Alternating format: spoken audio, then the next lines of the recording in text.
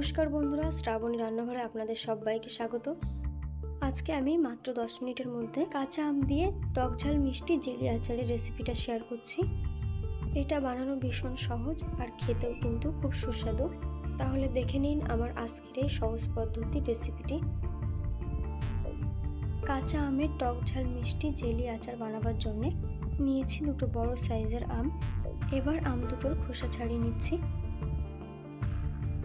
আম দুটোর খোসা ছাড়িয়ে নিয়েছি। এবার আম দুটো পরিষ্কার করে ধুয়ে নেব। প্রথমে আমি আম দুটো পরিষ্কার করে ধুয়ে নিচ্ছি। আম দুটো ধুয়ে নেওয়ার পর ছোট ছোট টুকরো করে নেব। আর দেখুন, দুটো আমি আমার টুকরো করে কেটে নেওয়া হয়ে গেছে। আর ঠিক এরকম সাইজের ছোট টুকরো করে কেটে নিয়েছি। এবার এই টুকরো করে কেটে নেওয়া আমগুলোর মধ্যে দিয়ে দিচ্ছি স্বাদ মতো লবণ, পরিমাণ মতো হলুদ গুঁড়ো আর দিয়ে দিচ্ছি লঙ্কা গুঁড়ো। দিয়ে তারপর আমগুলোর সাথে লবণ, হলুদ ও লঙ্কা গুঁড়োটা ভালো করে মিশিয়ে নেব। এবার লবণ হলুদ মিশিয়ে নেওয়া আমগুলো একটা কড়াইতে দিয়ে খুব সামান্য পরিমাণে জল দিয়ে আমগুলো সিদ্ধ করে নেব। এবার গ্যাসের ফ্লেমটা হাইতে করে দিয়ে 5 মিনিটের মতো ঢাকা দিয়ে আমগুলো সিদ্ধ করে নিচ্ছি। আপনারা আমগুলো প্রেসার কুকারে দিয়েও সিদ্ধ করে নিতে পারেন। আর 5 মিনিট পর দেখুন আমটা আমাদের পুরো ঠিকঠাকভাবে সিদ্ধ হয়েছে। আপনারা চাইলে এর থেকে আরও গলিয়ে নিতে পারেন।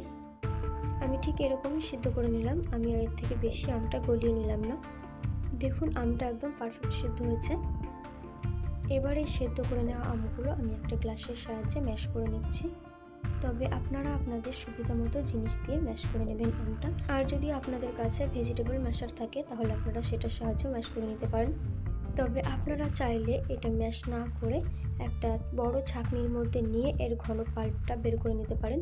আর দেখুন আমটা আমার খুব ভালোভাবে ম্যাশ করে নেওয়া হয়ে গেছে। এবার একটা সাইডে রেখে একটা ভাজা মশলা তৈরি করে নেব। প্রথমেই দিয়ে দিলাম কড়াইতে বেশ কয়েকটা শুকনো লঙ্কা।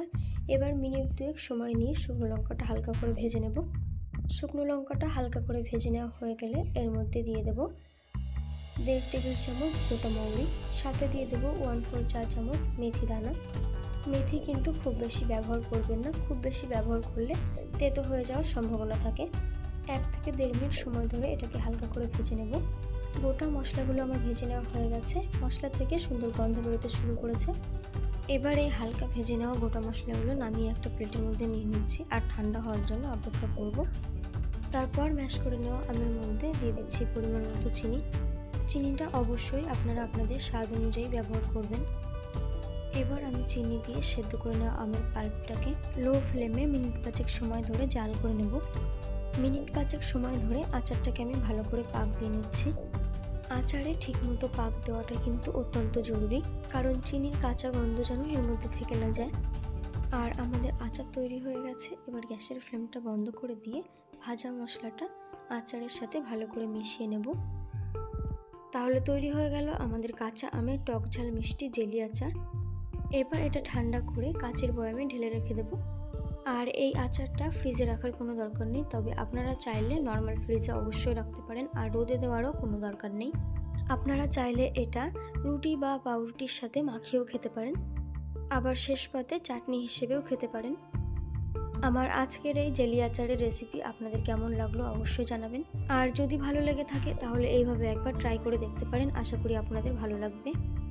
আজকের মতো এই পর্যন্ত। আমি আবারও হাজির হয়ে যাব নতুন কোনো রেসিপি নিয়ে। ততক্ষণে সবাই সুস্থ থাকবেন, ভালো থাকবেন।